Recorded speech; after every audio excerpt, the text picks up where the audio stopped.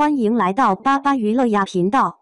请订阅频道，所以大家不要错过当天最热门的新闻。我们今天的时事通讯包括以下内容：程毅从龙套演员到角色霸屏的演技之路，01程毅的崛起之路。近期不少人都在询问程毅是谁，他究竟是如何迅速走红的？若你也心存此疑，不妨暂且放下手中的奶茶，让我为你娓娓道来，讲述一个关于厚积薄发的传奇故事。娱乐圈宛如一场璀璨的烟花盛宴，其中有人如昙花一现，转瞬即逝，而有人却能将光芒铭刻在星空中，长盛不衰。程毅显然属于后者，但他的成功并非偶然，而是源于10余年来默默积累的星火，在合适的剧本、角色与时光的共同作用下，终于燎原而起，成就了今日的辉煌。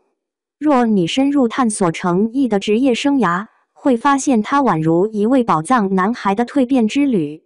自琉璃中的与司凤一角始，他似乎触碰到了破碎感美学的深层精髓。那个在剧中温柔而隐忍，历经9世劫难的司凤，让无数观众为之动容，泪湿纸巾。然而，程毅的魅力远不止于此。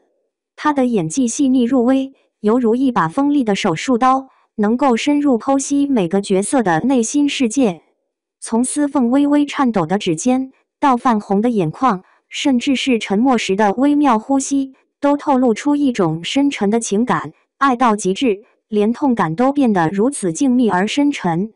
你以为他只会沉浸在仙侠剧的奇幻世界中？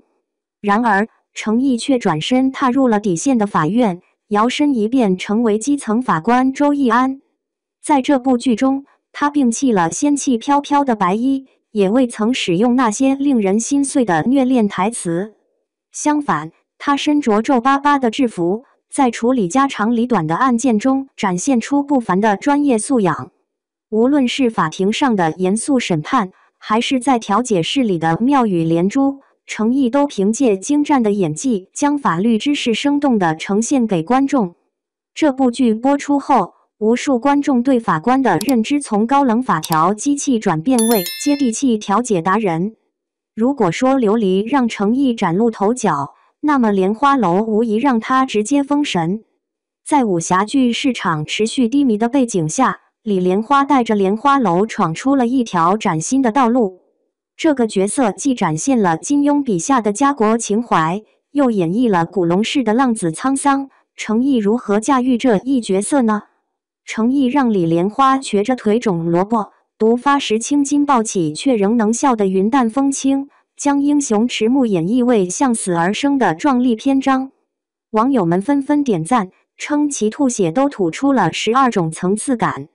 更令人惊叹的是，在英雄志中，卢云这一角色堪称武侠界的璀璨星辰。他身兼双重身份，既是学识渊博的书生，又是江湖中的侠客。仅仅从路透中的一幕，他在雨中纸伞回首，就足以令人联想到古龙笔下那位骑最快的马、喝最烈的酒的浪子形象。而傅山海则大胆尝试了穿书武侠的新颖概念，其中他身着白衣，带着满身的血迹，从书页中走出，这一幕幕让观众热血沸腾，弹幕中纷纷留言：武侠文艺复兴的希望就在你身上了。在最近完结的《长安24记》中，卢云饰演了权臣谢怀安一角，以一头灰白的长发造型亮相。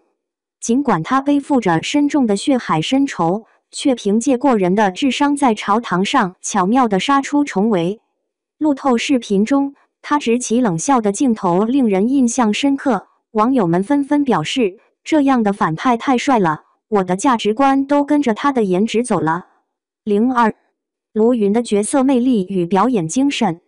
回顾卢云所饰演的众多角色，我们不难发现他的表演之路如同在收集人类高质量男性的图鉴。从仙侠战神到基层法官，从落魄侠客到民国特工，每一个角色都展现出他卓越的演技。然而，卢云的魅力并非止于此，他从不满足于重复自己。在拍摄《沉香》时，他精心设计了应渊帝君闭眼落泪的经典场景；而在拍摄身前的爆破戏时，他更是亲自在火海中翻滚了数十次。即便导演喊停后，他仍在反复琢磨刚才转身的角度是否足够决绝。在娱乐圈这个热衷于树立人设的环境中，程毅却如同一位反内卷先锋，展现出别样的风采。在综艺节目里，他被誉为游戏黑洞，显得纯真而可爱。直播时，他因紧张而抠手，被粉丝戏谑为2G 网速老干部，却也透露出他的真实与率直。然而，当一进入剧组，程毅便立刻切换为戏疯子模式。在拍摄莲花楼的打戏时，他坚持亲自上阵，即便因此旧伤复发，也依旧保持着乐观的态度，笑着调侃：侠客身上没点伤怎么行走江湖？游本昌老爷子曾有言：观众应更爱角色，而非演员本身。这句话恰如其分地描述了程毅的现象。尽管他鲜有热搜，但每个所饰演的角色都能独占话题榜。他从不刻意打造男友人设，然而观众却自发地将他的剧剪辑成角色个人像史诗。所以，所谓的突然爆红背后，其实蕴藏着程毅10余年的龙套生涯与无数汗水。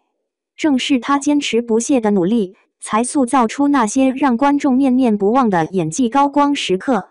而那些被誉为神仙选角的作品，更是他顶住压力，推掉无数快餐剧本后的结果。程毅的故事，如同他饰演的李莲花所种的萝卜，外表看似平常，但深入探索，你会发现他拥有的是多么扎实、深厚的演技根基。下次当有人询问程毅是如何走红的时，不妨这样回答：这并非娱乐圈中的偶然现象，而是归功于一个对演戏充满热情、始终认真对待角色的人。在漫长的等待之后，终于迎来了属于他的璀璨时代。